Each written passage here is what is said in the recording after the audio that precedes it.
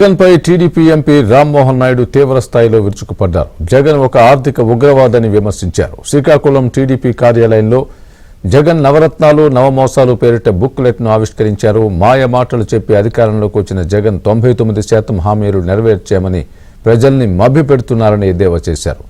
దోచుకోవడం దాచుకోవడమే వైసీపీ పాలసీగా పెట్టుకుందని ఆరోపించారు. మద్యపాన నిషేధంపై మాట మార్చి మద్యంపై అప్పులు తెచ్చుకున్నారని మండిపడ్డారు. విశాఖ రాజధాని పేరుతో జగన్ ప్రజల్ని మోసం చేశారని, జగన్ మోసాలు బారి నుంచి ప్రజలు మేల్కోవాలని ఎంపీ పిలుపునిచ్చారు.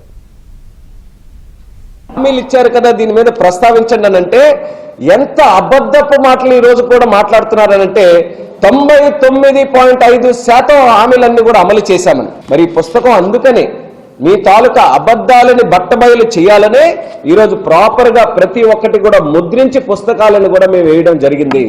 ఇది రాజకీయం కోసం వేసినటువంటి పుస్తకం కాదు. ఇది ఒక ప్రతిపక్షం కింద మీకేదో మాయమాటలు చెప్పినటువంటి విధంగా వేసినటువంటి పుస్తకం కాదు.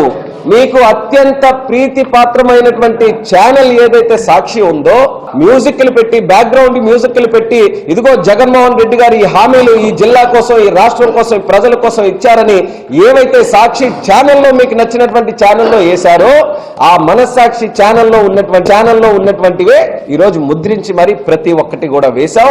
అన్ని రికార్డ్స్ తో సహా, వీడియో రికార్డ్స్ తో సహా అన్ని ఉంచుకొనే ఈరోజు ఈ యొక్క ముద్ర కూడా వేయడం జరిగిందని తెలియజేస్తున్నాను. ఎందుకు మాట్లాడలేకపోతున్నారు?